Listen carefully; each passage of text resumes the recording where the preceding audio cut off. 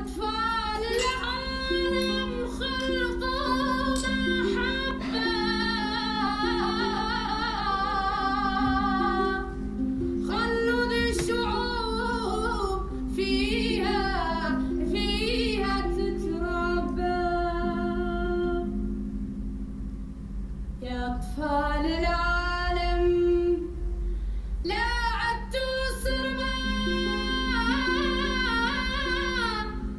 ما يبقى ظالم ظالم ظالم ظالم محال محال محال محال محال التربة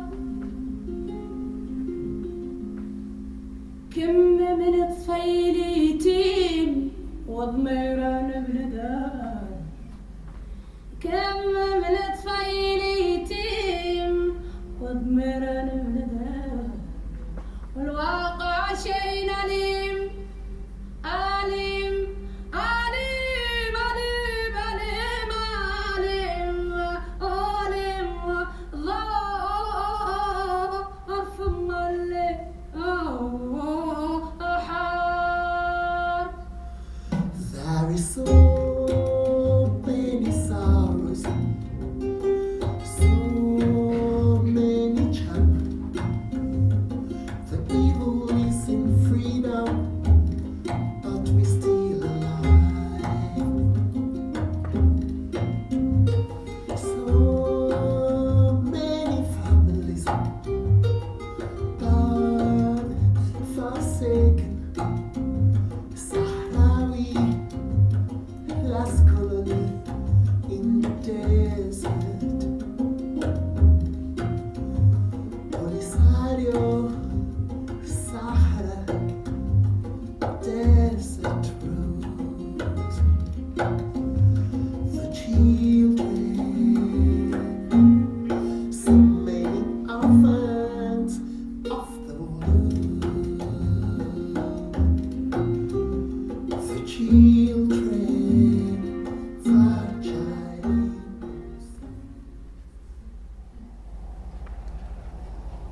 Hola. ¿Sorprendido? Soy un cuento. Los cuentos producimos sorpresas. Quizá porque lo que narremos parezca a veces increíble. Sin embargo, todos sabemos que hay realidades que superan el asombro que los cuentos producimos. Tú me has encontrado. A ti te toca narrarme. Yo hablo de una maldición prolongada, de un frío vendaval del norte que pretendió dominar al siroco del desierto, de una pesadilla que envuelve a un pueblo desde hace ya demasiado tiempo, un mal sueño del que buscan despertar. La peor de las maldiciones, un silencio profundo y denso se abate todavía sobre ellos. Un silencio que amenaza su existencia y que solo puede ser roto a base de palabras. Seguir narrando, seguir contando, hablar, seguir diciendo para despertar.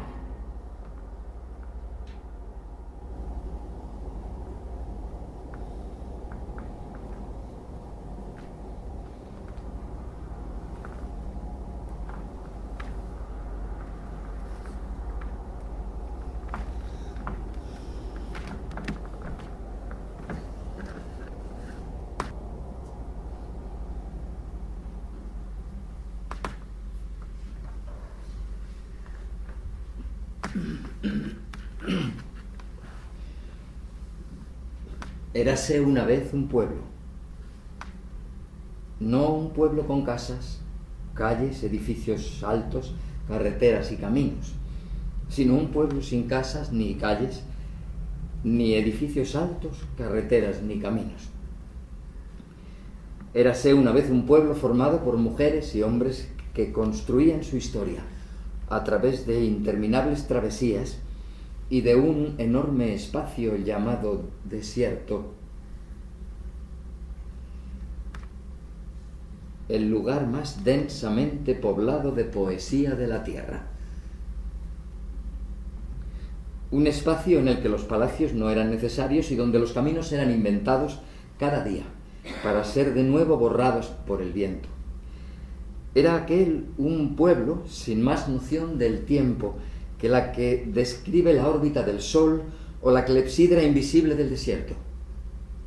Un pueblo sin tiempo no tiene prisa para alcanzar lo que persigue y sabe que basta con no rendirse para lograrlo. Quien vive con el horizonte siempre a la vista no conoce más límites que los que él mismo quiera darse. Vivían aquellos hombres y mujeres abrazados por el viento y navegaban sobre sus camellos en medio de la luz cegadora del sol.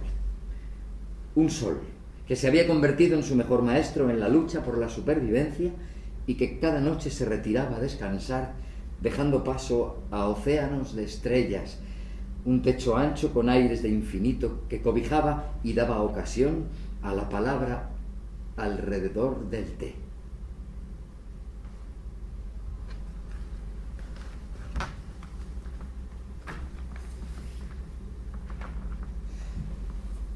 Reunidos en torno a pequeñas hogueras, brotaban versos que recorrían los desiertos del alma. Los nómadas viajan en poemas que recorren las distancias inmensas que separan a los hombres. 4 tés en vasos pequeños. Era el tiempo perfecto para suspender la vida y atravesar los parajes de la poesía, la filosofía y la sagrada amistad. Sus palabras no figuraban en libros ni en pergaminos, sino que viajaban por el aire, convertidas en camellos alados en busca de oasis. Nunca estuvieron estas palabras sujetas a la ley de lo escrito y enhebraban a sus tribus en un mismo collar. De la lengua y la garganta del poeta surgía el hálito que los fusionaba en un solo espíritu. Habitaban entre la arena y el cielo y levantaban sus jaimas, hechas de piel de cabra y de camello, cuando era necesario cobijarse de la tormenta y del sol inclemente, recreando con ellas el recuerdo del útero materno. El camello era una extensión de su ser, y al transportar las jaimas sobre sus jorobas, parecían caracoles descomunales. En aquellas casas portátiles cabía el viajero extraviado y el amigo de siempre.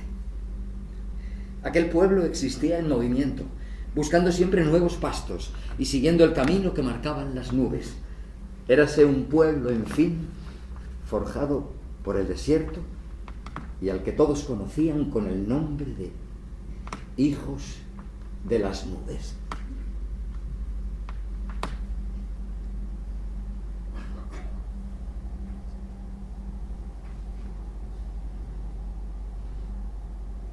El desierto es un lugar donde la vida y la muerte se miran a los ojos. Un lugar donde las fronteras resultan aún más absurdas de lo que ya lo son en cualquier parte. De tanto transitarlo, el desierto se había introducido en su alma. Se supo desde siempre que aquel pueblo se había bebido el desierto.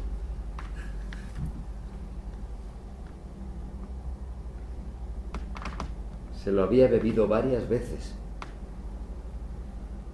Se sabía también que la poesía era su brújula y que con ella conseguían sobrevivir a la desorientación y a la sed. Ellos sabían que puede haber pueblos sin ciudades precisas, pero que no puede haber pueblos sin poesía, y que aquellos que la olvidan no son capaces de reconocer horizontes. Aquel pueblo no conocía las puertas ni las cadenas, y cuando alguien quiso imponérselas, con sus versos construyeron la mejor de sus armas, la identidad que los convierte en invencibles y en libres.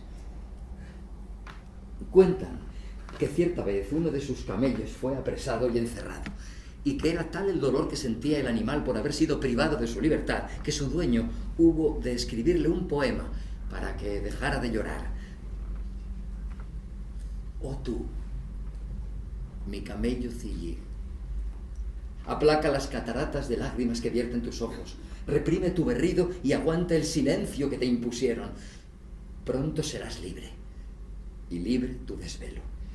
Si logras ver el esplendor del Areig, en 2 días a trote alcanzarás al Adam, y de ahí verás Albir, y si alcanzas a Adam Lefoila, donde las despiertas gacelas en sus verdes campos, al cazador engañan a lo lejos. Se verán en el horizonte las dibujadas siluetas de las colinas de Eteija, y desde estas te separa del monte Lask solo una noche. Oh, mi camello, a trote solo estás a media jornada de la libertad. Como si de un presagio se tratara, las lágrimas del camello Zillig expresaban el dolor de aquellas gentes cuando se abatieron sobre ellos las garras de las tribus de afilada codicia. Un día terrible se abrió la espita del dolor. Poderosas tribus del norte, venidas del más allá del mar, decidieron repartirse sus tierras como si fuera un pastel. Los brujos y jefes de aquellas tribus se sentaron ante una mesa, extendieron un mapa del tamaño de un continente e hicieron girar la ruleta del destino para repartirse el botín y escribir su futuro. Además de cartabones y de escuadras para trazar fronteras, contaban con látigos con los que imponerlas. Eran tribus expertas en escribir sangrientos versos en el aire, con el estampido y la humareda de los cañones. Redactaron nuevas tablas de la ley y llamaron justo a todo lo que manchaban de sangre e injusto a lo demandado por los pueblos golpeados. Quisieron presentar sus acciones como fruto del progreso, una idea que les permitía hacerse más ricos y poderosos a costa de otros pueblos.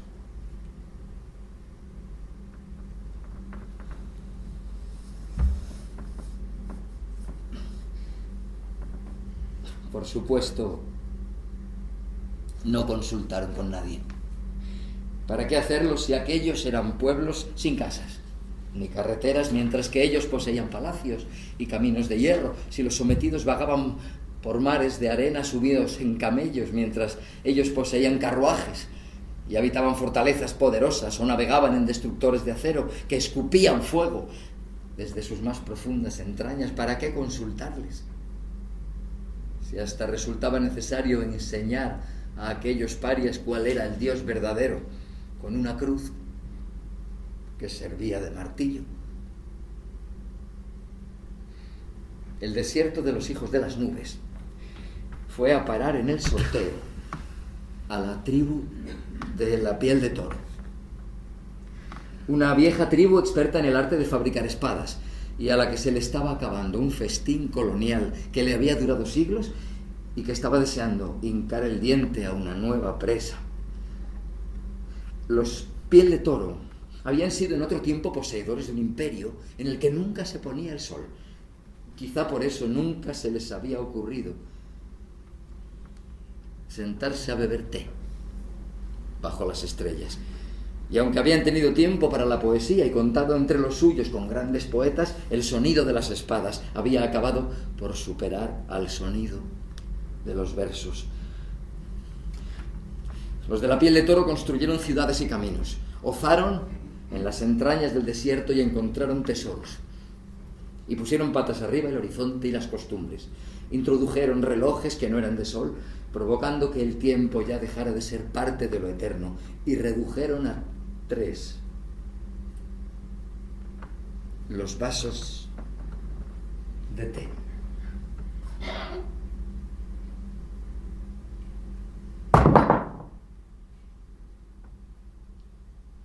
¿Para qué perder el tiempo bebiendo té cuando había tanto que hacer? y tanto que extraer.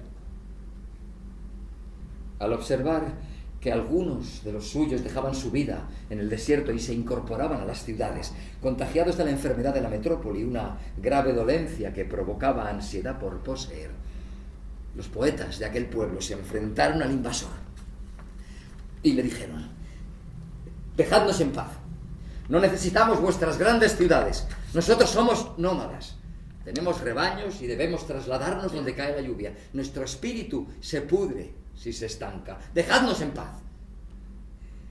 Y aquellos poetas clamaban entre las dunas: ¡oh Dios! Tú de inabarcables riquezas, con un mar de bien inunda mi tierra hasta que la fortuna cubra los ríos y los montes de camellos, de cabras, de reses, de crías de antílopes y gacelas. Quiero avistar jaimas dispersas y ganados y distinguir en lo más profundo de las estepas a los niños jugar sobre las dunas.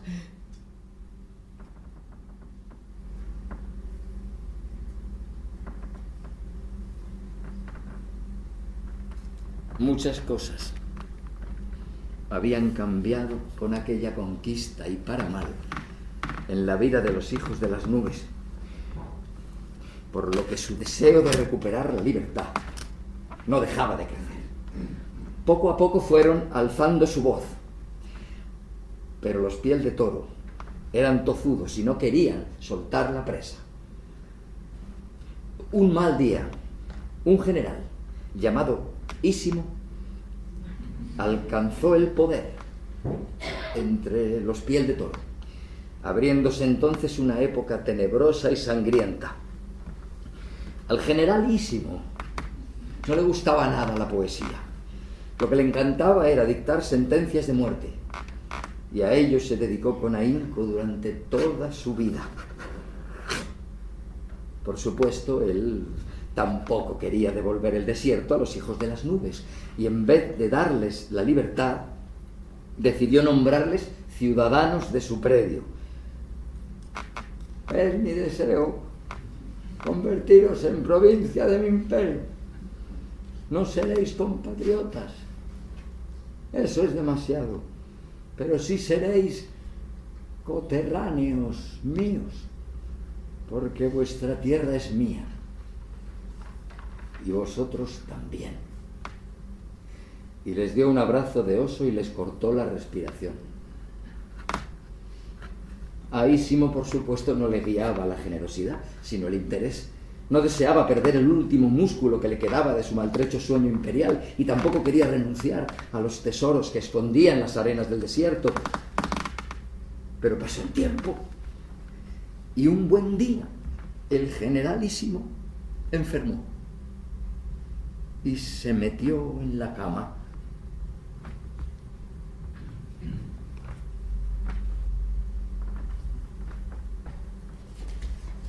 Se metió en la cama para morirse despacio.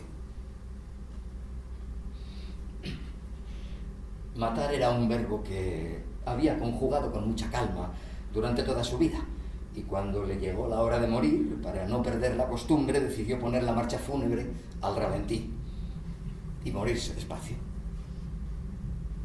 Muy despacio. Quizá demasiado despacio. Ya en el lecho de muerte le sustituyó en el mando su joven edecán, un joven príncipe conocido como Campechano I, que no quería más problemas que los que ya tenía y que prefirió centrarse en asegurar su trono, que se tambaleaba bajo sus pies, y por eso, para evitar problemas, decidió escapar de aquel desierto en una alfombra voladora que le habían regalado unos poderosos aliados del otro lado del océano. Campechano. Mientras tanto, en el país vecino, gobernaba por entonces un cruel y taimado rey, muy aficionado a la prestidigitación y a la hipnosis colectiva. Un soberano que llevaba mucho tiempo ensayando pócimas y hechizos para apoderarse de aquel desierto. cuando el rey, taimado y cruel, tuvo claro que el generalísimo interpretaba los últimos compases de su triste sinfonía,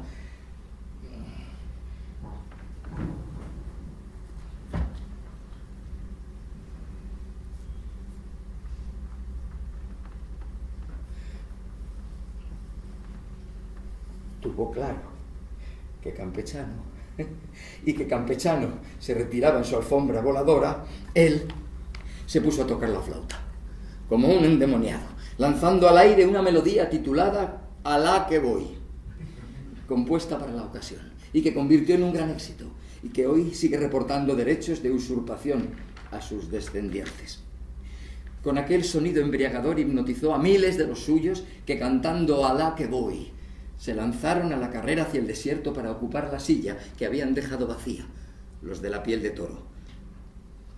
Aquello fue una gran marcha que ellos llamaron verde, pero que fue tan roja como la sangre derramada y que acabó extendiéndose por todo el desierto. Desde entonces el cruel y taimado rey fue conocido como el flautista del Magreb y trató a su amigo Campechano I como si fuera de su familia. Le llamó hermano y, sobre todas las cosas y en su fuero interno, gran primo. Aquella marcha desató una gran guerra, larga, cruel, motivo por el que los hijos de las nubes tuvieron que separarse. Mientras unos escaparon de los ataques refugiándose en la Hamada, el desierto de los desiertos, otros se quedaron habitando las tierras ocupadas por el flautista, convertidas desde entonces en una cárcel para ellos. El titán Onus, un gigante con pies de barro, intentó mediar, buscar la paz, y quiso convencer al flautista de que debía llamar a la Jaima antes de entrar y preguntar a los hijos de las nubes si lo querían por soberano. Como él mismo estaba convencido de que nunca lo aceptarían, firmó un alto el fuego y prometió que les preguntaría. Pero su verdadera intención era seguir elaborando hechizos, y se dedicó desde entonces a marear perdices. Su deporte favorito. No había quien le tosiera en ello. Y también a dejar pasar el tiempo, y a embaucar, y a engatusar a unos y otros, mientras los hijos de las nubes seguían presos o refugiados, solos y abandonados a su suerte. Hubo quienes se comprometieron a apoyarlos, pero también hubo algunos que les traicionaron. Cabe destacar entre los grandes traidores al conocido como Isidoro el Soevillano, un joven líder, aspirante a una codiciada poltrona, que prometió sin acritud apoyar a los hijos de las nubes, pero que una vez alcanzado el poder acabó hipnotizado por el rey flautista. El soevillano fue convertido en un zorro plateado y aún hoy sigue vagando por los montes, condenado a repetir toda la eternidad donde dije, digo, Diego. Hay quien dice que entre sus delirios hipnóticos figura el de verse a sí mismo todavía como un jarrón chino que nadie sabe dónde poner. Pasó el tiempo y los hijos de las nubes seguían separados, unos fuera de su país, refugiados en grandes campos, separados de sus familias, otros luchando en los territorios ocupados por el flautista. Y tanto tiempo pasó que aquel trono fue ocupado por el hijo del flautista.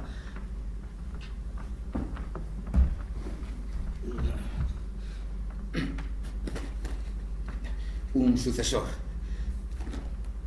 hecho a su imagen y semejanza, que además de su inmensa fortuna, también heredó sus artes de embaucador y mareador de perdices.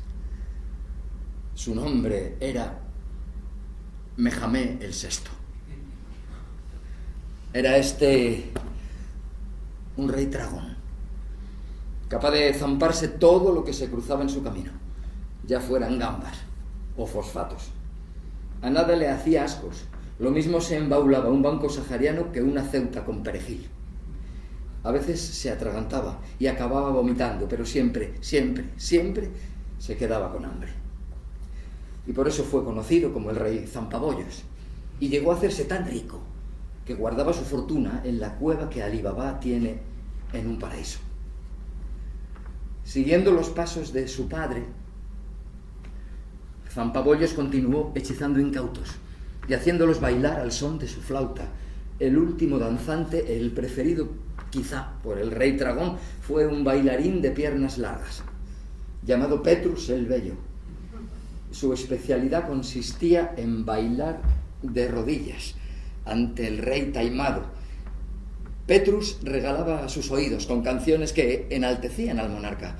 La que más le gustaba escuchar a Zampabollos se titulaba «Tus propuestas son serias, realistas y creíbles, oh soberano». El drama de Petrus es que no conseguía los favores de Zampabollos y que seguía siendo víctima de sus burlas y de sus desaires. El bello Petrus se lamentaba a escondidas en su torre de marfil porque se había dado cuenta de que había vinculado su futuro a los dictados de Zampabollos y que se había convertido en un juguete roto, o quizá en otro jarrón chino que acabaría rodando por los suelos de palacio.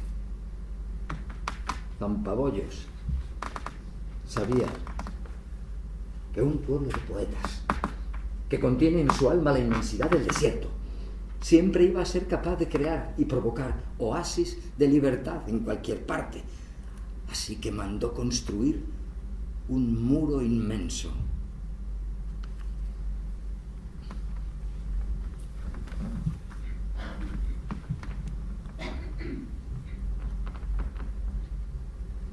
Un muro inmenso en el desierto para encerrar tras él a los hijos de las nubes. En aquella inmensa prisión eran perseguidos por imaginar su libertad e incluso por soñar con el viejo camello Zillig.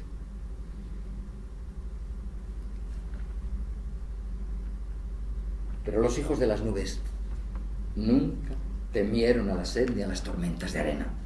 Habían atravesado muchos desiertos y ahora se encontraban quizá en el más duro de ellos, un desierto de cuyas arenas brotaban descomunales monstruos, el coloso Oku, Pante, o el gigante Abandono, y el peor de todos, Mutis, una bestia muda y silenciosa que pretendía condenarlos al olvido.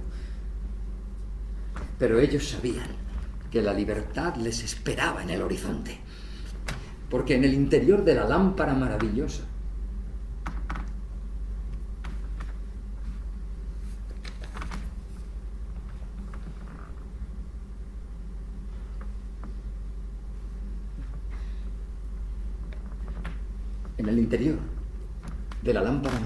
que atesora la luz de este pueblo habita un genio de poder infinito que hará realidad su deseo: recuperar su tierra. Y que ni ísimos, ni campechanos, ni zampabollos logren arrebatársela nunca. Los hijos de las nubes nunca se rindieron. Y tras años de lucha, con su esencia de nómadas, con su capacidad para levantar cada día la esperanza a través de la poesía y conscientes de que la justicia estaba de su parte, imaginaron siempre un desenlace feliz que aún está por escribir. Y así lo expresan en sus poemas. La cultura es motivo de orgullo hasta el fin de los días. Con ella se puede vencer y en la historia se escribe un lugar. Ella derrota al dominante, de él se burla y lo coloca en su lugar hasta que llegue su final. Mi cultura es un tesoro y junto a ella sigo la lucha que enciende frente al enemigo la llama de la libertad, acabando con su derrota final. Que la juventud se mantenga firme y sagaz y permanezca activa en la lucha por la libertad. Nuestra cultura es el legado de nuestros abuelos, que confiaron a las siguientes generaciones. Nuestra cultura es orgullo y es amor, y es un arma contra el invasor. Hadiyetu Mini Aleyat, poeta saharaui.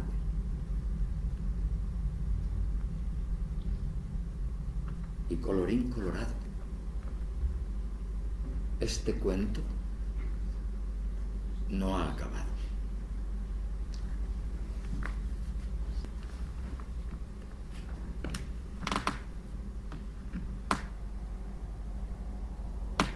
El mundo duerme y es necesario gritar este cuento para romper la maldición.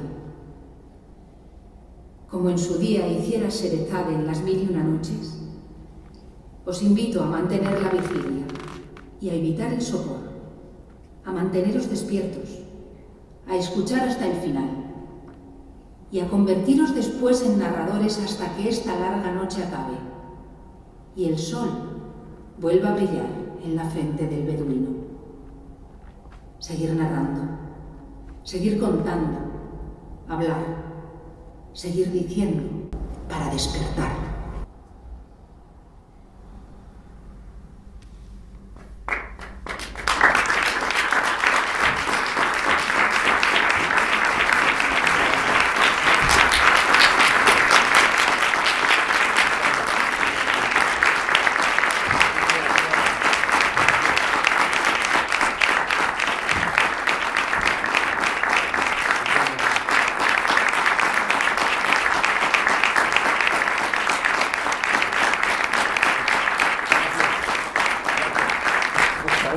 Que me ruborizo.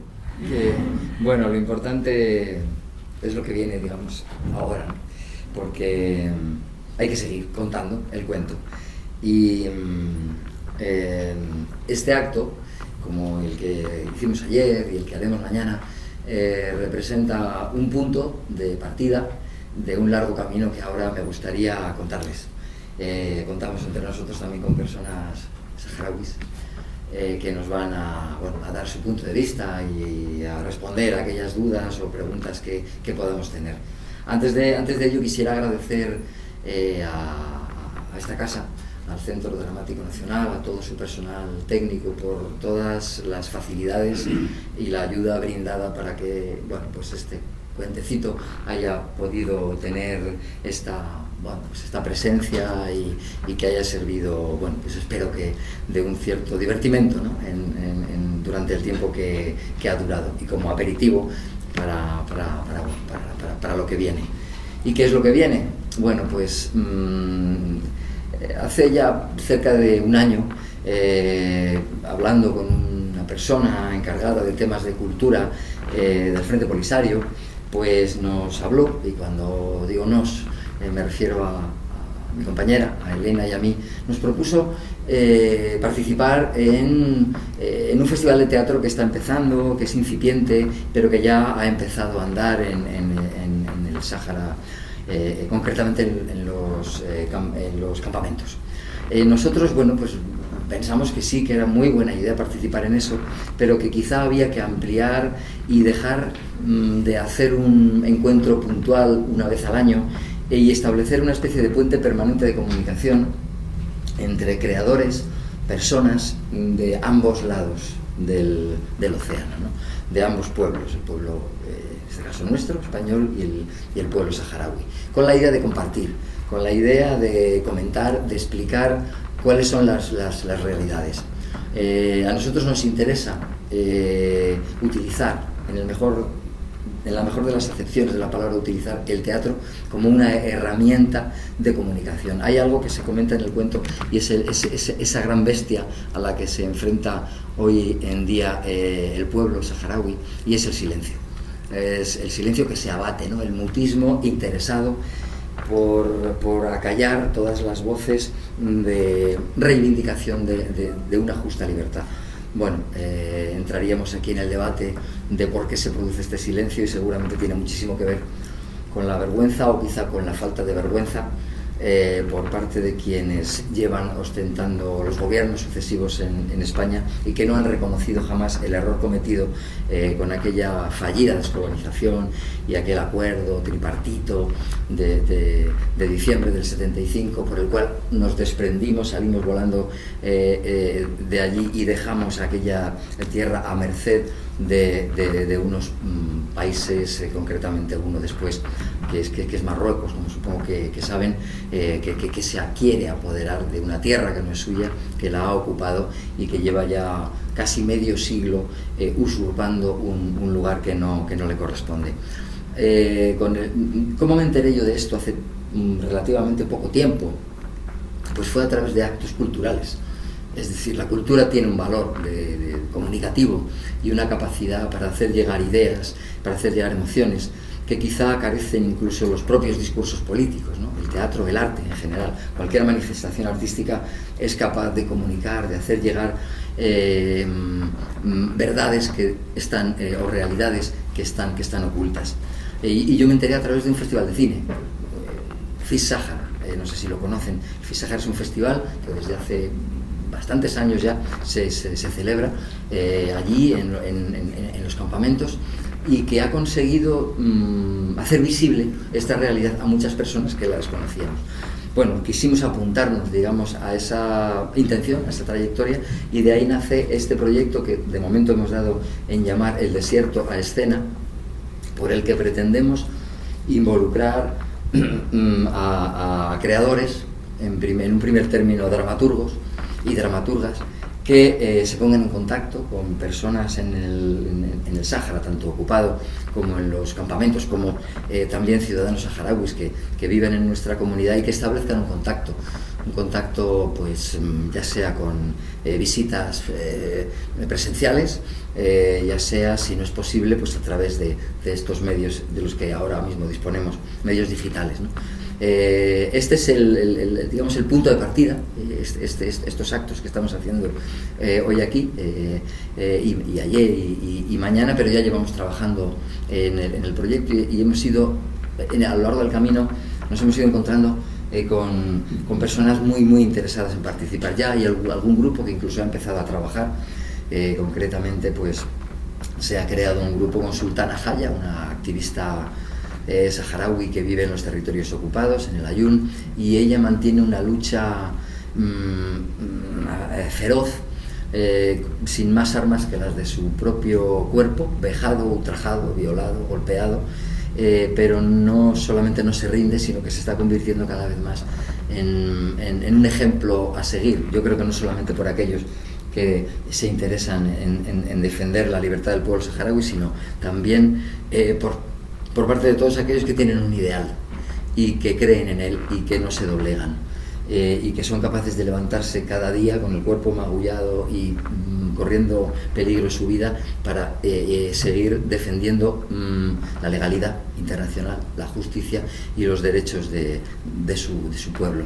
Bueno, pues Sultana ya está en contacto con una dramaturga española, que es Sandra Ferrus. Han creado un grupo, hay una intérprete saharaui que traduce las preguntas y las respuestas, y eso va a ir configurando poco a poco un material que va a permitir a Sandra hacernos llegar a través del teatro esa realidad.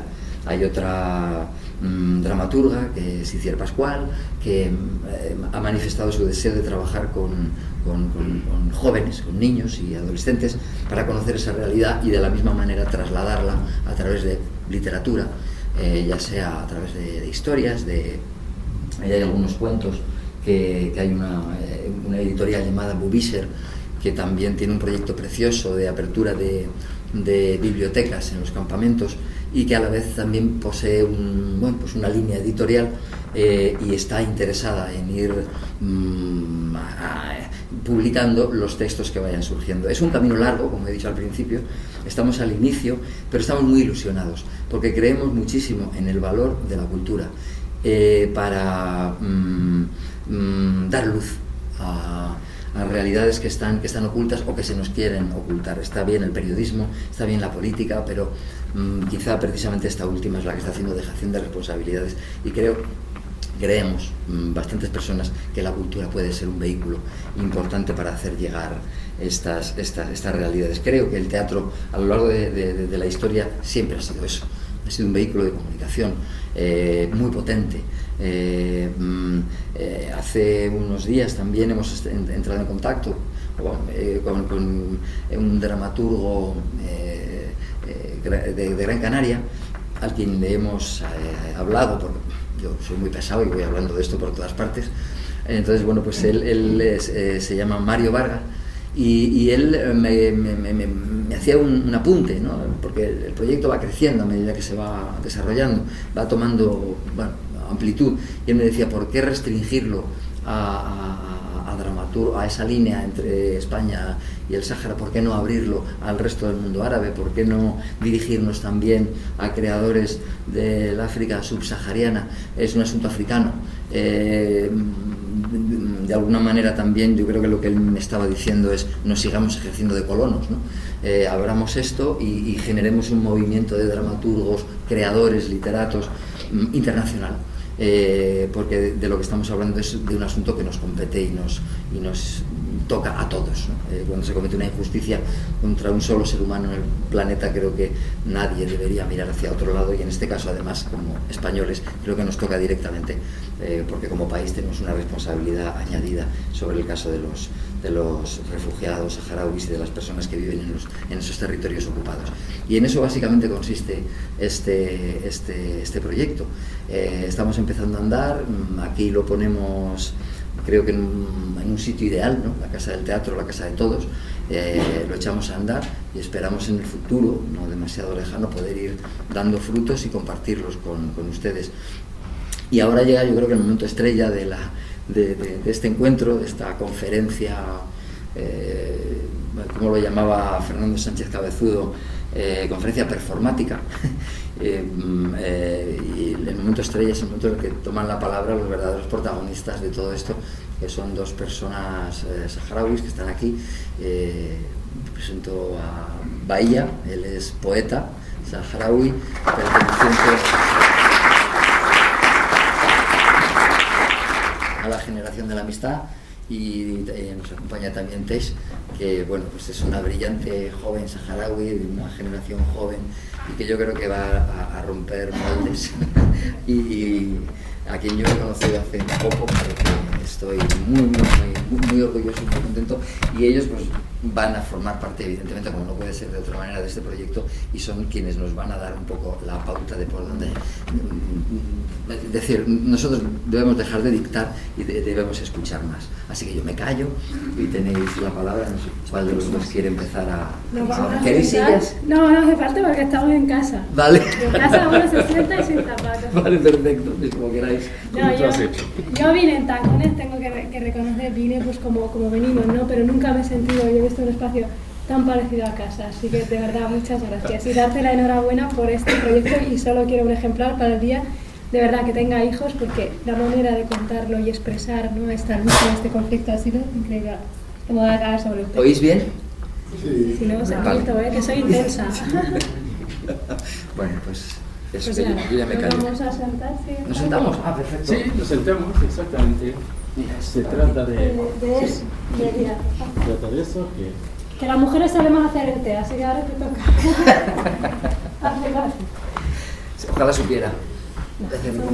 Bueno, ¿queréis empezar hablando o queréis recibir preguntas o queréis contar? Bueno, yo suelo hablar mucho desde la parte de la experiencia personal, y podemos hilar también con Bahía, que es antropólogo y conoce nuestros orígenes más que nadie, y yo creo que deberías empezar darle respeto a los mayores que encima nosotros.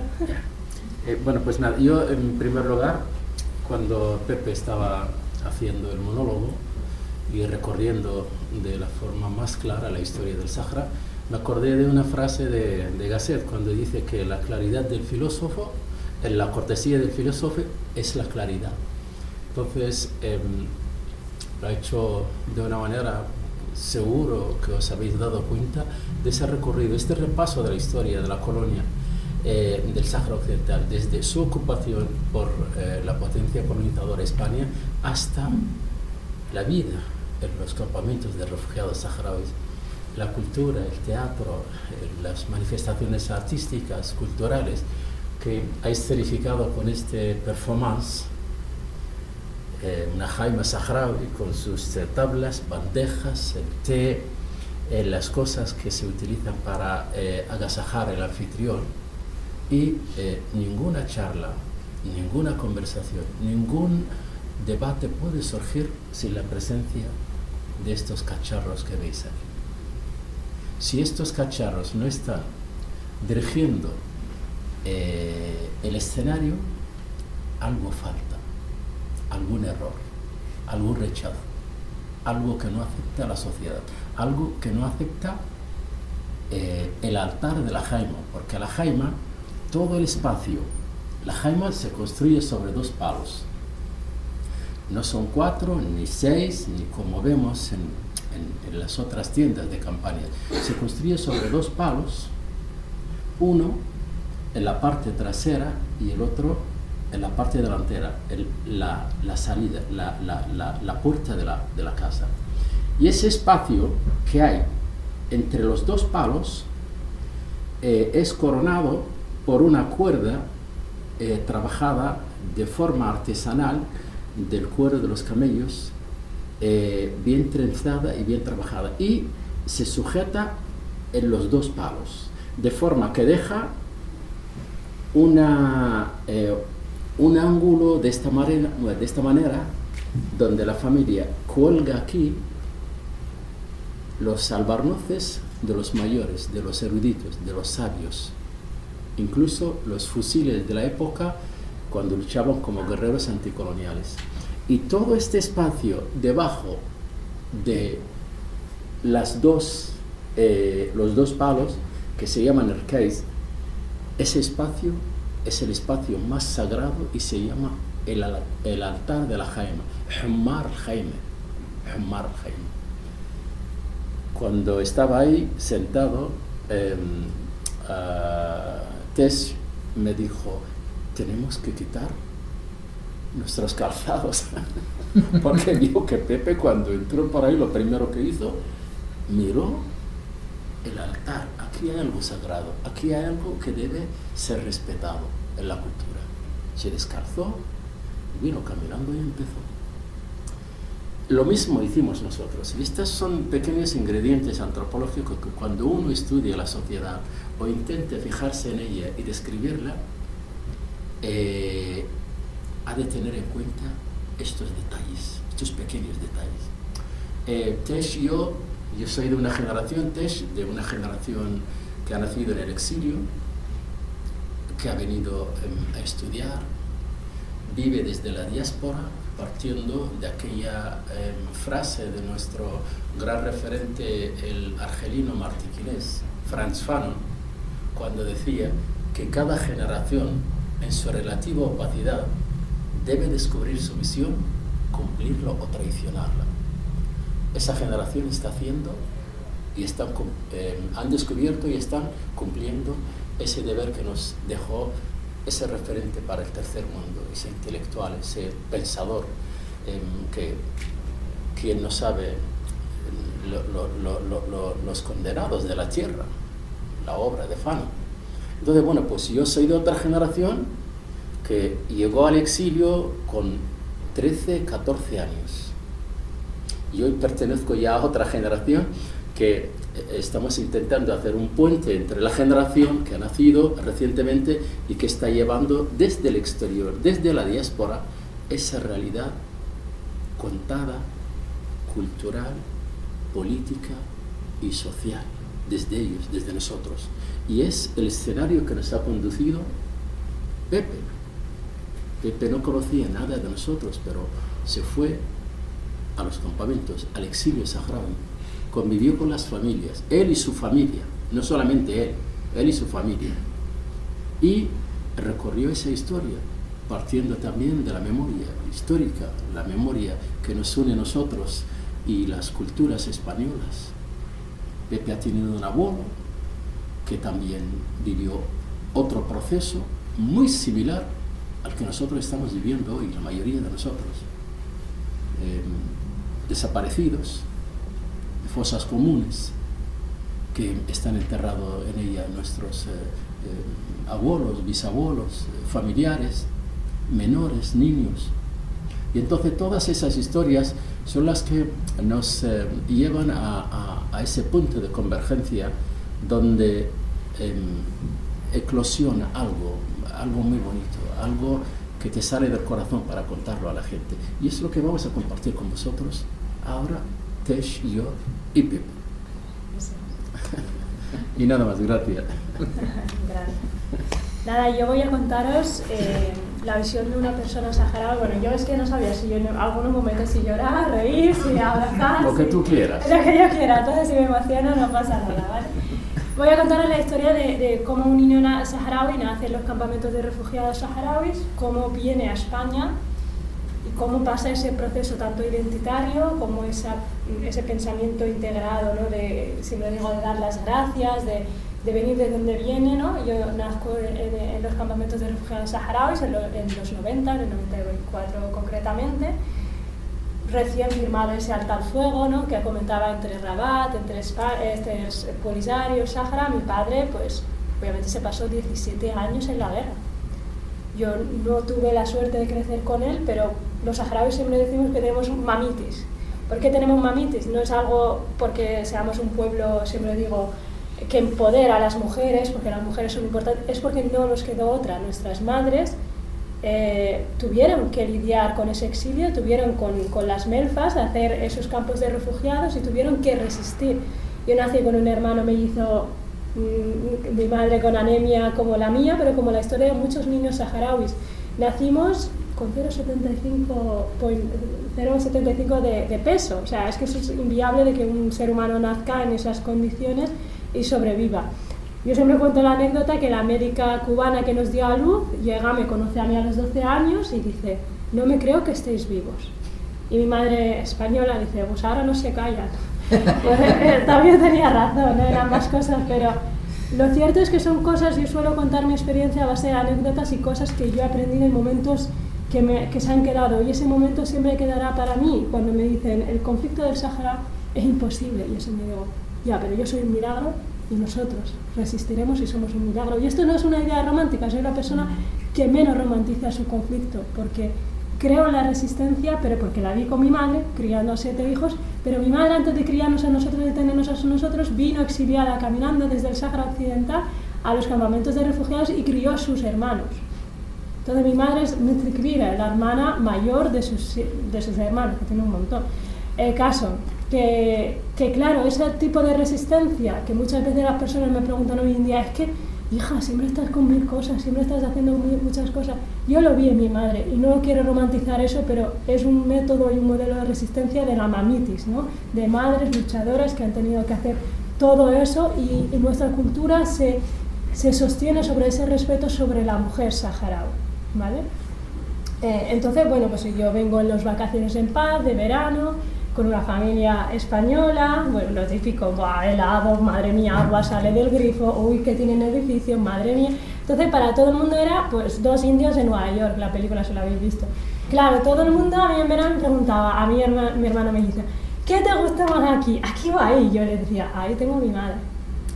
Y yo eso lo sigo diciendo a día de hoy, ahí tengo a mi madre. Y parece una tontería, pero es identitario. Yo asocio a mi hogar donde está mi madre. Y eso te lo dirá de verdad cualquier saharaui, te dirá dónde está mi madre.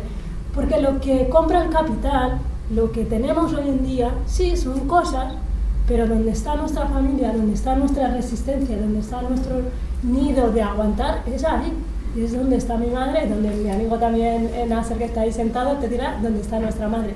Pero nuestra generación no ha tenido otra opción que venir aquí, quedarse con nuestra familia española a estudiar. Pero claro, tú cuando llegas ahí, te quedas aquí, ya no son 2 meses de verano. Yo siempre digo, me tocó un colegio de monjas, mi padre, que son muy peperos, las cosas como son, ¿sabes? Siempre digo, son muy peperos, muy tal, muy de la gente de aquellos tiempos, que no pasa nada, pero hay solidaridad porque este conflicto no entiende colores políticos. Reitero siempre, mis padres pues tienen su pensamiento, yo otro, y no pasa nada. Pero claro, tú ahí llegas a lo que yo le llamo el blanqueo de la identidad.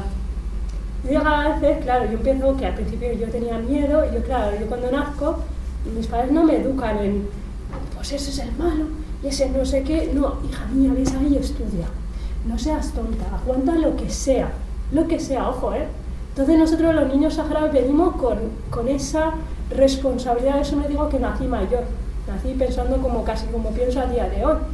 Pero porque no me tocó otra que nacer mayor, mi madre me educó a ser mayor, a cocinar, a ayudar a mis hermanos, aunque yo sea la pequeña, porque esa es como ella resistió, ¿no? Y me enseñó a resistir así, y reitero, no es una idea romántica, es la realidad. Cuando yo llego aquí, pues claro, colegio de monjas, la gente no habla tu idioma, la gente no entiende tu identidad, incluso nosotros tenemos unas manchas amarillas en los dientes, que es debido al agua, a la fluorosis del agua, todo el mundo se lava los dientes y claro, yo nunca vi que eso fuera un defecto, pero yo solo digo que crecí, bueno, no comenté que crecí en Mauritania, pero bueno, eso ya es otra historia, de esos saharauis que les tocó exiliar a Mauritania, pues yo crecí con mi abuela. Claro, yo nunca comprendí los conceptos de propiedad privada, como decía Rousseau, los sentimientos del ser humano de juzgar, de sentirme diferente, nunca los tuve que sentir. Y cuando yo me quedé aquí, incluso cuando pasé de Mauritania a los campamentos de refugiados otra vez con mi madre, empecé a sentir lo que es la propiedad privada. Mis hermanas españolas me decían, no puedes cogerme esto sin pedírmelo. Y yo decía, uy, qué raro, pues es de todos. Porque en el pueblo saharaui, pues yo a mi hermana si le pregunto si le puedo coger un suéter, es como, ¿cómo osas a preguntarme? Es de todos, ¿no? Y claro, empieza esa integración identitaria. Y yo, ahora que soy mayor, le digo siempre a mi madre, claro, es que yo soy tu hija, pero tú me ves rubia con ojos azules. Digo, pero no lo soy. Porque todas las personas migradas, si se les diera la oportunidad, si estuvieran en su pueblo, si pudieran tener la posibilidad de explotar sus propios recursos naturales, ¿tú te crees que se vendrían a España? Aquí en España, pues España es lo mejor. Todo el mundo quiere estar en España, pero no como españoles, pero no... Un saharaui, si tuviera su pueblo, si tuviera su país, querría estar en el Sáhara, porque todos, hasta vosotros, como digo yo, españoles, como yo que soy también mitad español, quiero estar y quiero rodearme de los niños porque es un tema identitario. Bueno, llegan los 18 años, la típica edad esta, como dicen, del pavo, yo empiezo a sentir rechazo identitario hacia de dónde vengo. ¿Por qué? Porque la sociedad, el entorno, me lo pone muy difícil, es como preguntas constantes de dónde eres, porque tienes los dientes amarillos, qué fumas, y son detalles muy tontos, pero claro, yo quería ser como mis hermanas, que son rubias, con ojos azules, monísimas ella, pues yo le decía a mi madre, quiero el pelo así, es que no te va a quedar así, y yo lo quiero así, quiero rubio, y ese, como digo yo, borrado identitario. ¿Por qué? Porque en mi caso, cuando yo vengo, cuando una persona también acoge, pues no tenía yo ningún referente saharaui que dijera, yo quiero ser como esa. Obviamente yo quería integrarme en el colegio donde yo estudiaba, pero ¿qué pasa? Llegaban pues esos 18 años, entonces yo tengo un choque cultural, social y familiar, porque mi madre es saharaui, musulmana, hija, el velo, tal, mi madre española, no, misa, tal, y yo llego un momento a los 18 años y digo, mira, que ordeno a todos, o sea, literal. Y bueno, paso un proceso de decir, mira, yo no quiero ser saharaui, yo soy valenciana, yo soy alicantina y quiero ser quien yo quiera ser, y pasa pues unos 10 años, 10 años que yo pues no quise ni saber del pueblo saharaui ni tampoco de ninguna familia, porque es un proceso identitario construido propio, ¿no? Y bueno, en 2020 explota la guerra. Que me digo que soy mujer, migrada, saharaui, informática en un mundo de hombres, o sea, soy un compendio de muchas cosas, y llega ese momento y voy yo a una manifestación después de 10 años, sin decir que yo era valenciana, de Alacant además. Llega ese momento que yo voy a una manifestación y me veo a mi pueblo, veo que ha explotado la guerra otra vez, y yo digo, pero mi familia sigue ahí, obviamente yo no pude bajar en 10 años por todo el racismo institucional, que eso da para otra charla. Llega ese momento y yo veo a mi pueblo y digo, ostras, nadie habla de esto, nadie dice nada de esto, y yo, claro, me nace esa necesidad imperante de decir, ostras, es que yo tengo que recuperar, tengo que hacer algo por ellos. Yo me dedico a Big Data, me dedico a comunicación, tenemos que hacer algo por el pueblo saharaui. Pero empiezo a replicar, ¿no?, los mismos estándares de protestas, de cosas, de hablar del Sáhara, de conferencias, pero llega la frustración, ¿no?, porque tú quieres hacer mucho por tu pueblo, pero obviamente no vas a liberar el Sáhara. Entonces pasa lo que el síndrome del activista salvador, ¿no?, de yo lo quiero hacer todo, yo quiero hacer esto, quiero hacer aquello, Y bueno, no sé si cambiamos ahora a Bahía, que os cuente un poco, pero llega esa necesidad de comunicar, pero obviamente yo empecé a comunicar desde concebir, como hablabas muchas veces contigo, la solidaridad, pero yo me empecé a dar cuenta que la solidaridad que acompaña al pueblo saharaui tiene una visión colonial, y aunque no la quiera reconocer, yo siempre le digo a la gente, sí, eres solidario, pero te tienes que preguntar, ¿lo hago por el pueblo saharaui o lo hago para sentirme yo bien? Porque muchas veces yo digo que mi madre me acogió para sentirse ella bien, pero mi madre no hizo ningún cursillo de voy a acoger a un niño saharaui que viene de un conflicto político, que no viene por hambre, viene por un conflicto político. Entonces, ese proceso también de activismo me ayudó a mí primero a recuperar mi identidad, pero también a sentirme orgullosa de que soy una persona mixta, que soy española, valenciana, madrileña ahora, pero también soy saharaui. Y entonces esa saharaui cosmopolita es lo que tiene hoy en día el pueblo saharaui. Hay saharauis que nacen en Estados Unidos, que nacen en Albacete, que nacen en Alemania, y no pasa nada, pero yo me empecé a dar cuenta que obviamente para yo volver a recuperar mis orígenes tenía esa confrontación con mi madre musulmana, que no le gustaría tener una hija novelada, que no le gustaría tener una hija con un piercing, pero no hice una confrontación con ella de ir a enseñarle yo el feminismo. No, mi madre tiene su concepción, la abrazo, la construyo, me construye ella a mí, y eso es lo mismo que tenemos que hacer con la solidaridad, una solidaridad horizontal, sin esa perspectiva de deja, quita, que ya lo hago yo. Porque muchas veces pecamos de eso, y luego cuando tú vas a esa persona y dices, no, deja por favor espacio que hable el saharaui. Y eso lo hablaba, me gusta mucho cuando él, hace una semana que hablamos, no nos conocíamos ni siquiera en persona, me dijo, es que quiero aprender de vosotras, quiero aprender de vosotros.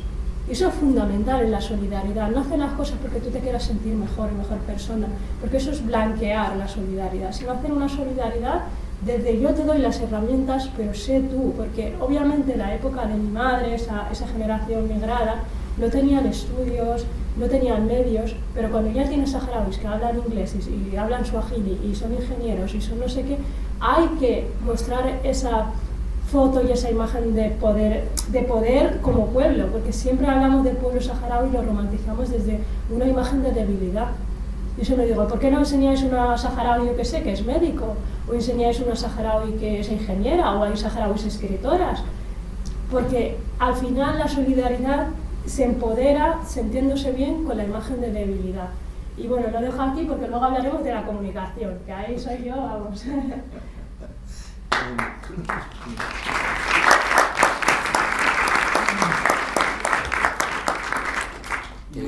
Muy interesante lo que dijo, ese repaso que ha hecho mi paisana.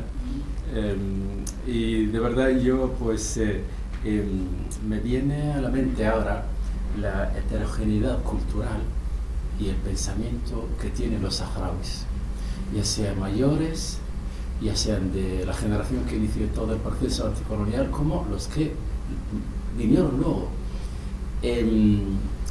Pienso, por ejemplo, sobre todo lo que ella habló sobre la familia, sobre bueno, pues, esas fases de la vida que ella ha tenido que experimentar con una familia acogedora, solidaria, española, y luego pues la familia biológica, y todo ese cambio identitario y esa reconstrucción de identidad que ella ha intentado buscarle un puzzle y encajar todo esto para que no pierda ni de uno ni del otro.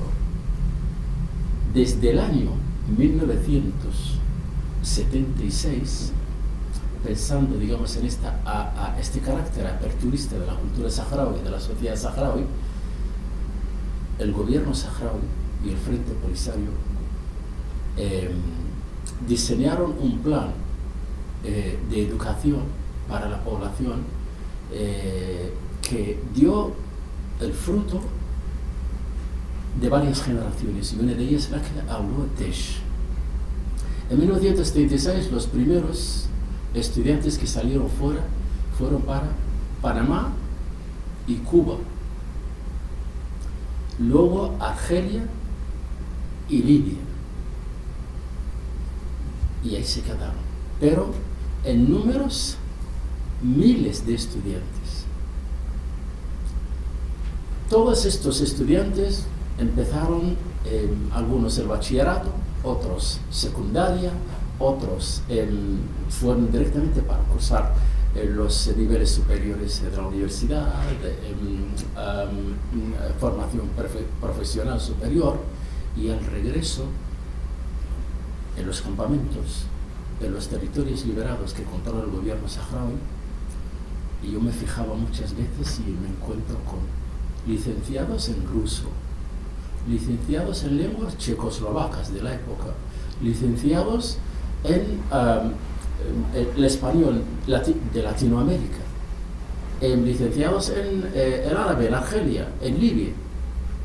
Y había una amalgama sobre la que la sociedad saharaui se construyó partiendo del origen de la sociedad saharaui, porque era una sociedad beduina, nómada, pero muy abierta, no era una sociedad cerrada. Y esto lo encontramos no solamente cuando tú observas la sociedad y te das cuenta de estos ingredientes antropológicos, sino nuestros eruditos, nuestros poetas anticoloniales, nuestros sabios, lo dejaron constatado en dos obras. Una de ellas se titula El libro del nomadeo, que es un tratado sociológico que describe la sociedad saharaui, cómo era. Y una de las cosas que llamó mucho la atención es que los hombres en el Sáhara Occidental usaban el arete que se pone en la nariz, los hombres. Y eso hoy en día en cualquier sociedad musulmana, árabe, africana, se identifica como un tema del género. Y no lo aceptan. Los saharauis lo hacían en el siglo XVIII, XIX y el XX. Otra de las cosas también que nos diferencia del resto de las sociedades árabes y las culturas árabes es esa emancipación histórica de la mujer frente al hombre.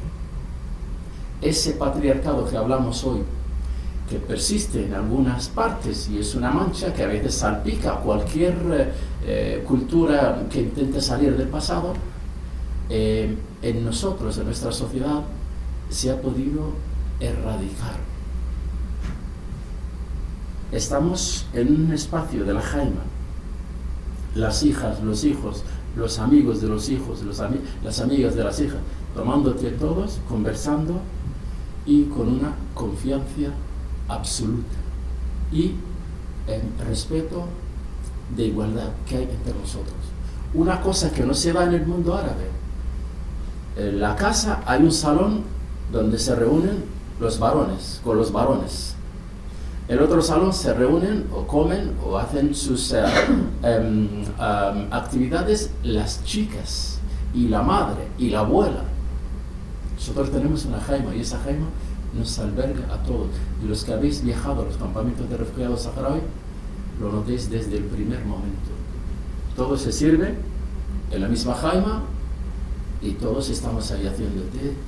Entonces, quiero decir con esto que gracias a nuestro proceso de liberación nacional anticolonial hemos construido una sociedad sana, una sociedad en la que hay que luchar para erradicar muchas cosas del pasado. El tribalismo, el racismo, el tema del género en general, aunque bueno, pues un dato que siempre cuando lo comento a la gente, que no existe violencia de género en nuestra cultura. ¿Os lo podéis creer?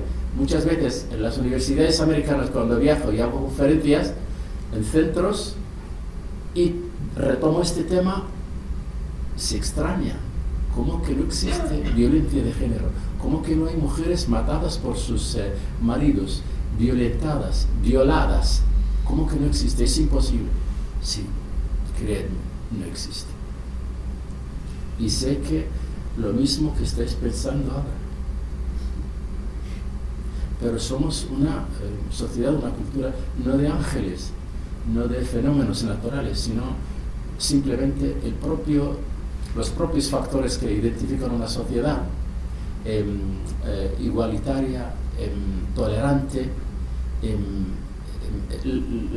están en nuestra historia y se han transmitido de forma práctica, oral, de generación a generación hasta hoy en día, cosa de la que nos alegramos.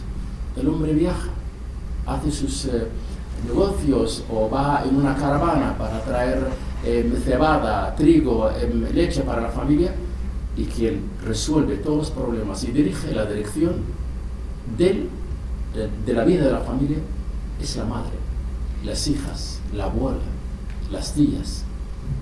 Y esto no se da en ninguna parte, salvo en algunas partes, digamos, de Latinoamérica o las nuevas sociedades que se han construido en Europa y que todavía también tienen sus problemas en este sentido. Me gustaría, bueno, pues situaros en este cuerpo, cultura saharaui, sociedad saharaui, relación con España, el colonialismo, la descolonización, el problema que les ha dejado España, y que Pepe, en el monólogo que ha hecho, la ha descrito perfectamente. Y por eso me acordé de la frase de Gasset, que la claridad del filósofo, la cortesía del filósofo es la claridad, y lo ha descrito perfectamente. Tenemos una herida, los saharauis, que arrastramos en el corazón, y esa herida es la traición de los políticos españoles. Desde el año 76, cuando tenían que haber descolonizado el territorio, entregarlo a su pueblo, hacer caso a la resolución 1514 de 1960 de las Naciones Unidas para descolonizar los territorios, que son 17 territorios en el mundo. El mayor de ellos, el más grande de ellos, es el Sáhara Occidental. Y España no lo hizo. Dilató aquello hasta que murió Franco, y después vino la transición y no hizo nada. Traición tras traición, traición tras traición. Nos quedamos con el pueblo español, es el que nos está apoyando y es el que está con nosotros, y sabemos que en ningún momento nos va a defraudar. Nada más, gracias. A ti. Me gustaría abrir debate. Sí, si alguien quiere preguntar, si seguir.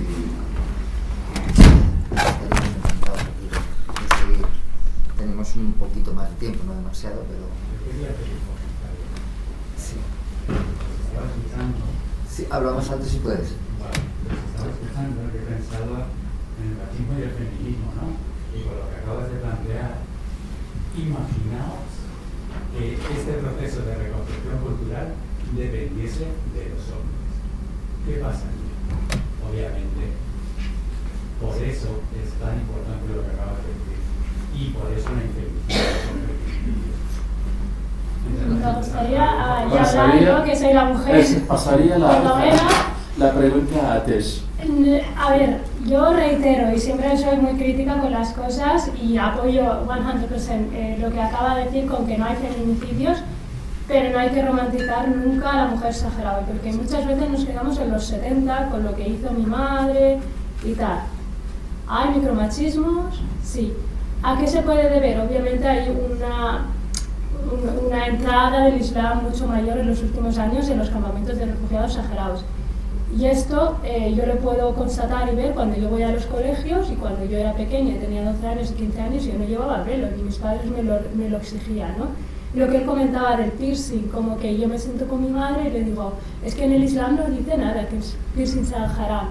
Hay una haramización de nuestra cultura. Yo recuerdo a mi abuela que se parecían más a culturas paganas, muy poco sujetas al Islam, muy poco sujetas a la religión, y eso es cierto, y eso es verdad. Tenemos una espiritualidad más individual, no vamos a ir propagando, no, venga, pero es verdad que nuestros hijos cada día estudian en Argelia, en Libia, en países donde el wahabismo, corrientes del Islam que están apoderándose poco a poco, y eso va a ser no solo una lucha del pueblo saharaui como sociedad, sino del Frente Polisario como representante, como nosotros, como trabajo mío también como saharaui, siempre digo, hago un flaco favor en romantizar mi lucha, en decir que no hay ciertas cosas, las hay, obviamente, como todas las culturas, pero el problema es que desde aquí exigimos al pueblo saharaui, tanto a nivel político, como el mismo feminismo, como muchas cosas, que en un estado, en el exilio, las guerras paralizan absolutamente todo, pero si es que cuando eres refugiado,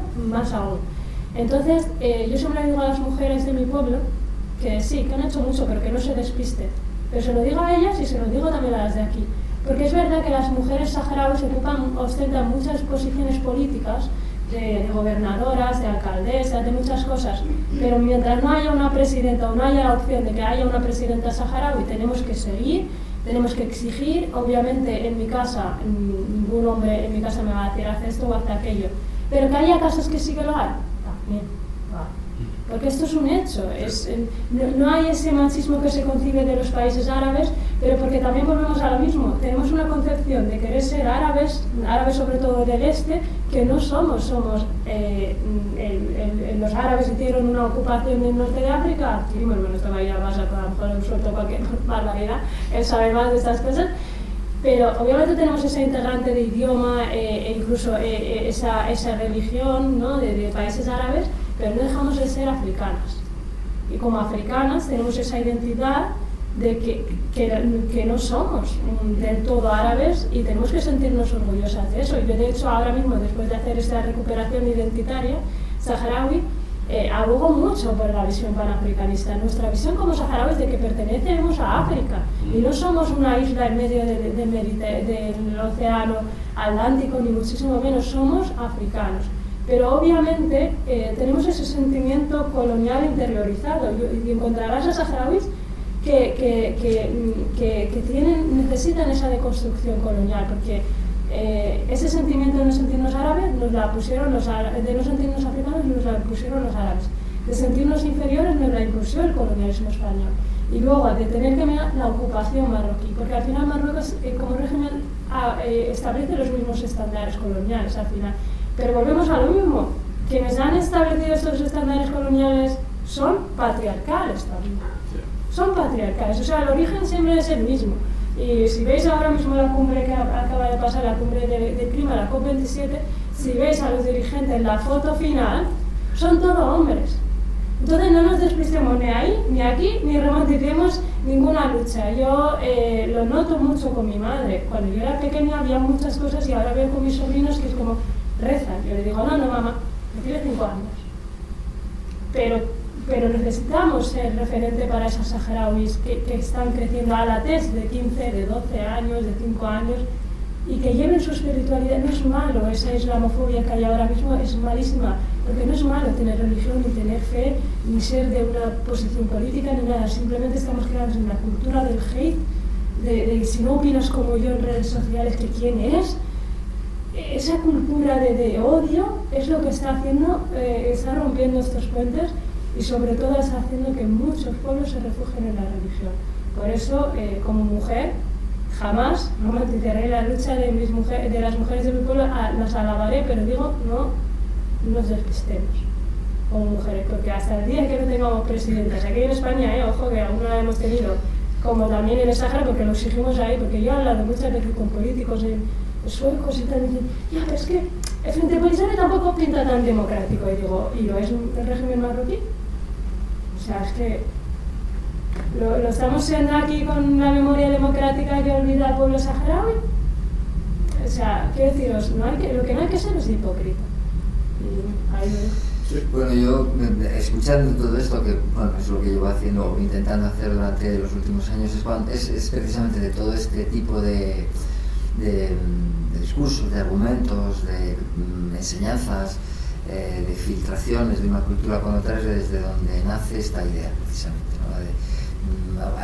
Y el teatro siempre se ha nutrido de esta riqueza, de estos afluentes tan ricos.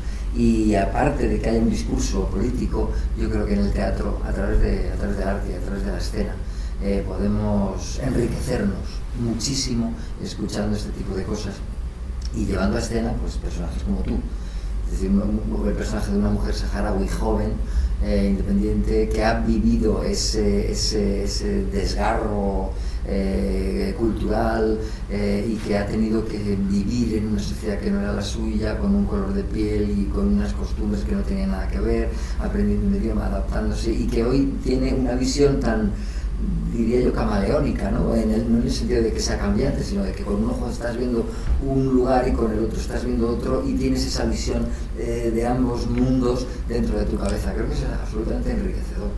y nos lo estamos perdiendo. Entonces, bueno, por eso este proyecto... Y que muchas veces decimos, ¿no?, que no somos españoles, que yo soy valenciano y que hago la mejor paella del mundo, la fideuá, y que he ido a la feria de Albacete, y que esa parte también que tiene el gobierno de España de decir que no, cuando dicen no tenemos ningún lazo histórico, digo, perdona, lo tenéis con Marruecos, que tampoco hay que rechazar ese lazo histórico que tienen con Marruecos, lo tenéis con el pueblo saharaui, y es bonito, si no pasa absolutamente nada, es como una vergüenza, lo decías antes.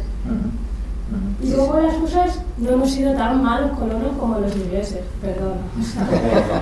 Eso a la basura, ese tipo de... a la basura. ¿Queréis hacer una pregunta por aquí? Sí. Una curiosidad antropológica. ¿Qué influencia, o ha habido alguna influencia de los bereberes en los saharauis? ¿Y cuál es la relación entre los saharauis y los bereberes, digamos, de la ruta de las Casbas y del sureste de Marruecos? Hasta el año 1975, en el Sahara, según los antropólogos nativos saharauis, en el territorio no había ninguna tumba de un ciudadano marroquí. Fíjate que estamos hablando del siglo XII hasta el siglo XX. Esto quiere decir que los bereberes siempre se han mantenido en el norte de África. En Marruecos, Argelia, Túnez, Libia también, Egipto también. Hay parte también, hay vestigios de las cabilas. En el Sahara no existió ese tipo de bereber. Las primeras poblaciones que estuvieron en esa zona del Sahara eran los Sanhaj, los Zenagas, en español, los Zenagas. Los Zenagas entraron en una guerra con las tribus árabes venidas de Yemen, los Beni Hassan, y era una guerra de 40 años. Fueron derrotados los Zenagas y se configuró desde esa derrota, que luego se transformó en una convivencia en toda la zona del Sahel, Mauritania, el Sáhara, Mali, el sur de Argelia, el sur de Marruecos. Se transformó, se configuró la sociedad hassanófona. ¿Por qué? Por la tribu árabe de Hassan, que ganó la guerra, se instauró ahí con los antiguos pobladores, que a algunos se le dicen es que son bereberes antiguos. Sí, pero se llamaban Zenagas, se llamaban Mzaber, y era una confederación muy grande. Y abrazaron la religión musulmana, hablan el árabe del Medio Oriente, sobre todo la península arábiga, y eso lo podemos observar en la lengua hasaníes. Cuando hablo, por ejemplo, con un palestino, con un yemení o con un saudí, me entiendo perfectamente con él. Sin embargo, si hablo con un marroquí, no nos entendemos.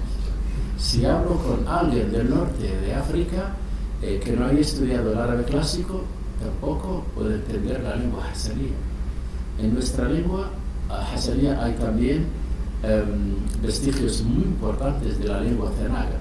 El 40% de la toponimia saharaui son nombres zenagas. El 40%. Los 7 géneros de nuestra literatura y música, los 7 géneros, todos son nombres de estos pobladores antiguos, los zenagas. No es árabe.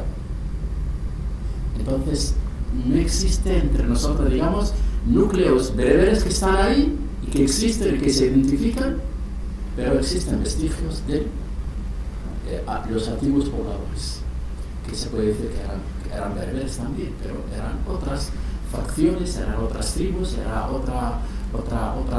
otros grupos étnicos de los bereberes. No solo para añadir, perdona, por el tema comunicativo, cuando yo le decía muchas veces a Gaia y a alguna escritora saharaui, que a mí me da sensación como saharaui que ya nació en los campamentos, como que nacimos, el pueblo saharaui solo existe desde el 75, porque solo tenemos memoria y historia desde esa época colonial. Entonces, pues estamos intentando hacer un trabajo para todo lo que él sabe y todos los, porque hemos sido de transmisión oral. Y yo me conozco muchas cosas que me ha dicho mi madre, y lo hice lo mismo con las memorias de mi padre de cómo se unió al Frente Polisario y todo eso. Por esa necesidad de que yo, si tuviera hijos, quiero que sepan todo esto y que no se quede, ¿no?, en el hablar. Por eso la importancia también de que lo trasladéis en cuentos y cosas. No lo dejamos ahora. No quiero hablar más. Simplemente quería aportar, que no quiero que se me olvide. Bahía trabaja en la Universidad Autónoma de Madrid, en el Departamento de Antropología, y están editando ahora, me he acordado con lo que hablas de la oralidad, han editado un libro hermoso, precioso, del cual han salido los 3 poemas que están en el cuento, y que lo que tratan es de recuperar desde la oralidad, para que no se pierda todo ese patrimonio poético, bueno, pues embalsamarlo de alguna manera, ¿no?, en un libro. En un libro que está en Hassanilla, y que además han hecho el esfuerzo maravilloso de traducir. Cuando hemos hablado acerca del tema de la imposibilidad de traducir la poesía Hassanilla al castellano, pues bueno, se agradece de todas formas ese esfuerzo, porque aunque evidentemente no vamos a respirar ese mismo aire poético, pero sí que llegan esos perfumes que hemos podido, yo creo, escuchar, ¿no?, y que cuando uno los lee, pues se enamora de esa forma de entender la vida. Y luego, bueno, no quiero enrollarme con eso, pero quería decir que por otro lado se están haciendo también grandes aportes a la incorporación a nuestra cultura de la cultura saharaui, que bueno, que es otro de los motivos inspiradores de este proyecto que pretendemos que nazca. Es una misión, claro, es una misión que todos tenemos, movimiento de solidaridad, diáspora saharaui, y de verdad que bueno, pues esta hora aquí veo alrededor de 60 o 70 personas, trasladarle, lograr reunirla a través de un formato como este monólogo y esta performance que se ha hecho de la historia del Sahara, es un logro. Cada uno de vosotros, estoy seguro que contará lo que habéis escuchado del Sahara a familiares, amigos, vecinos, y luego pues se propaga todo esto, como nosotros siempre hemos transmitido nuestra cultura. Nos reunimos en torno a té, los mayores, y los pastores se reúnen en torno de una fogata al mediodía y van contando lo que habían escuchado de relatos de historia de los mayores. Y así se transmite, y esto se va extendiendo, transformando de otra dimensión. Y el movimiento de solidaridad está cumpliendo con la causa saharaui, con creces igual. La diáspora saharaui, los jóvenes, por ejemplo, Tasha, que tiene una plataforma que se llama Sahara Today, y está haciendo una barbaridad en la red, os lo digo, una barbaridad de difusión, de buscar ideas, de recrearse ella misma y las compañeras que trabajan con ellas de una manera para visibilizar, y queremos que se sepa de nosotros, que se sepa, como ella dijo, de que no existimos solamente a partir del año 75, cuando España nos vendió, se deshizo y se marchó. No, existimos mucho antes. Y la bibliografía colonial nos ha omitido en este sentido. Ha omitido la obra de nuestros eruditos, nuestros sabios. Ha omitido la existencia del pueblo saharaui como entidad político, pantribal, precolonial, en todo su discurso. Han reinventado un discurso colonial que nos ha desdibujado. Y es por eso que tenemos esta misión de responder a esta bibliografía colonial y decirle que el pueblo saharaui, cuando los españoles en 1876, sobre todo, expedicionarios portugueses, intentaron entrar en el territorio, fueron rechazados porque había una entidad ahí que defendía ese territorio. Cuando los españoles, Quiroga y Cervera, en 1886 intentaron entrar en el territorio, tampoco pudieron lograrlo hasta que firmaron acuerdos con esa entidad político pantribal precolonial saharaui. Y ahí entraron de forma pacífica. Y los saharauis dijeron, vale, respetar nuestra cultura, vamos a hacer intercambio con vosotros, mercancía, tal y tal, y convivir de otra manera, sin que nos imponen su lengua, sin que nos imponen su religión. Y así, una de las dualidades de la cultura saharaui no es como, por ejemplo, hizo España en Guinea Ecuatorial, no es como hizo Francia en el Senegal, destruyendo una cultura completa. Ningún senegalés hoy habla su lengua materna, que son muchas. Hablan todos el francés. Entonces los saharauis, bueno, pues supimos que hay una lengua que debemos abrazarla, no considerarla como una lengua de imposición colonial, porque la hemos aceptado y hemos sido muy inteligentes en convertirla en un factor más de nuestra historia, un factor más de nuestra identidad y un brazo sincero, franco, hacia los más de 500 millones de habitantes que hablan la lengua de Cervantes, desde Latinoamérica hasta aquí la península, hasta las Islas Filipinas, hasta Guinea Ecuatorial. Y entonces, bueno, pues es una realidad que nuestra sociedad ha sabido manejar y con inteligencia, y nos orgullecemos muchísimo de este enfoque que hemos dado a nuestra sociedad y a nuestra historia. Solo un dato ahí, cuando se propone al Instituto Cervantes preservar la lengua castellana en los campamentos con el pueblo saharaui para que haya, ¿no?, esa capacidad de preservar las antiguas colonias del Castell, se niega. Y es como, si nos une, la lengua al final es un tema vehicular. Nosotros decimos tabla, decimos muchas cosas en lo que llamamos los saharauis el hasayol, que es que mezclamos hasaní con español, es un término ahora de redes. Entonces, es importante que no nos... Yo siempre cuando llegué a segundo de bachiller y ver que se habla un párrafo pequeño del tema del Sáhara español, yo dije, pero ¿cómo puede ser? Y ahora es no solamente la responsabilidad del pueblo saharaui de ir destruyendo que el Sáhara existe y que tenéis una memoria con él. Yo también os invito a todo el mundo que sepa también ideas sobre su historia colonial y que se interese, porque no es solamente una responsabilidad unilateral. O sea, no tenemos que, yo de verdad nací en un conflicto, estoy atravesada por miles, pero también sentir que la responsabilidad a veces es mucho más colectiva ayuda, ¿no?, a no atomizarlo tanto, pero en muchas luchas, tanto feministas, el ocupar más espacios, la cosa saharaui no es solo política, que siempre se concibe, por eso es importante estos espacios de cultura, porque hay saharauis que son artistas, y a lo mejor ve todo esto y dicen, ostras, pues me implico, ¿no? Y eso es lo que pasa a la juventud saharaui, que solamente el enfoque político está generando un hartazgo en la diáspora, de decir, yo no tengo por qué estar todo el rato hablando de política.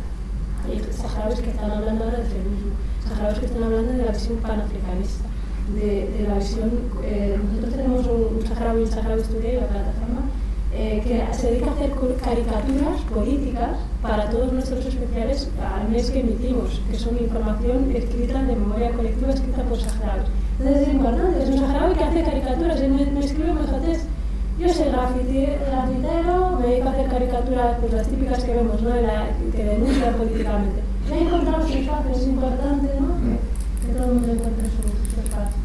Qué bueno, porque yo, bueno, de los estudiantes de ir haciendo camino y de ir encontrando gente que hace lo que tú haces, de gente que conoce también, como tú conoces la historia del pueblo saharaui, y luego, bueno, pues mezclarnos, ¿no?, que existan, bueno, pues, creadores interesados.